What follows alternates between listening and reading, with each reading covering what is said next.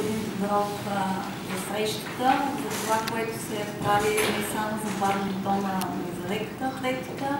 Знаете много добре, вече имаме нова писта.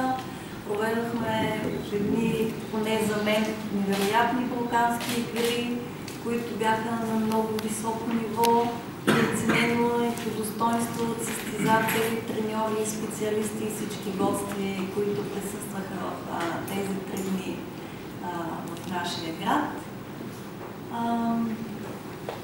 Така, аз мога да допълня, че България беше представена общо от 46 състезатели. Наши представители имахме освен в леката атлетика и бадминтона, още в стрелбата с лък, вдигане на тежести, гребане, кану-каяк, плуване и ориентиране. Делегацията ни завоюва 44 медала, най-много в бадминтона 20, след това в леката атлетика 14 и в другите спортове също имаме отличия. Това е така, бих казала, най-успешното представяне на български спортисти на такъв голям форум. Следващия вторник, на 3 септември, сме поканени от министъра на физическото възпитание и спорта на среща в София,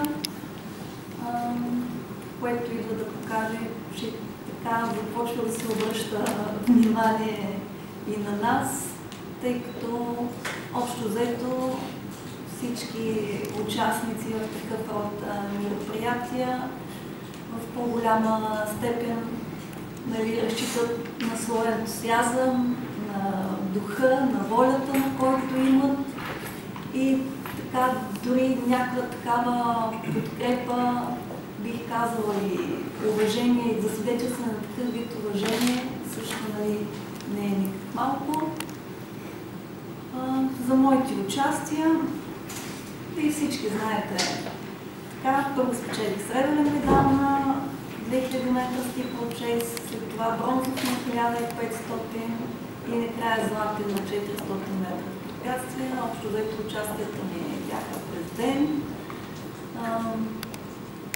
Условията ни бяха много благоприятни за лека атлетика, но така или иначе са еднакви за всички участници и който е подготвен, постига това, за което се е готвил и доказва себе си. Какви са личните рекорди да припомниш това състезание? На това състезание, общо взето, понеже миналата година вече преминаха в нова възрастова група 45-49 и на стипъл 6 и на 1500 съм си направила лични постижения за тази възрастова група. 5.25 на 1500 и 8.33 на стипъл 6, за като бих казала, че дори с малък резерв, защото и двете бягания така се бяха тактически и до последно се делихме.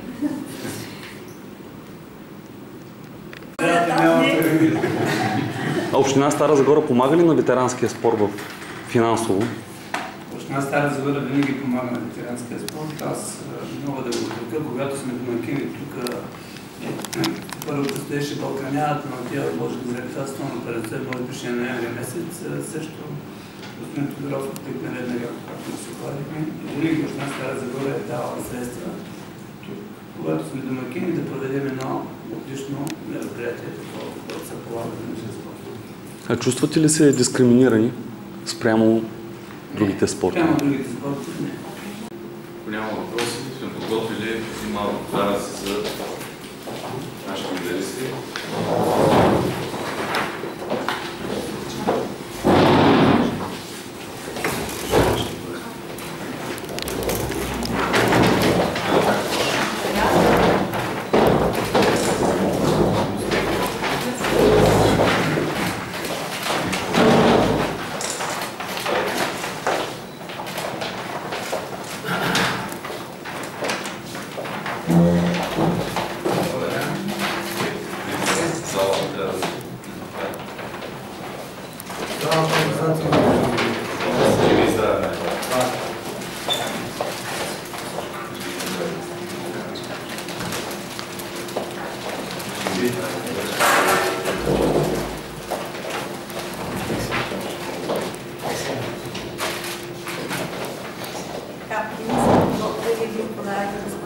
Загоров. Това е реплика на минала от олимпийските. Едно към едно. Едно към едно. Точно малък. Благодарни за това, което се прави за спорта в Стара Загора и да продължава всеки така по същия начин. Това е фанелката, която официалната фанелка на игрите. Ето. И талисмана на игрите. Това също е долга, но сме оцели размера. Да. Благодаря. И напред заедно да благодаряваме тук. А ние всички тези успехи, които са завоювали наши спортисти от Стара Загора, сега в новата спортна зала ще направим една голяма витрина, на която да поставим спортове. Отколко не говорим за такъв музей. Да, тъй като към момента няма. И хората все пак трябва да виждат какво са завоювали нашите представители от Стара Загора. Така че успехи. Това може да Благодаря.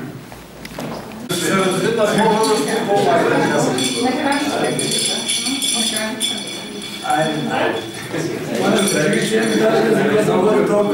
Айде.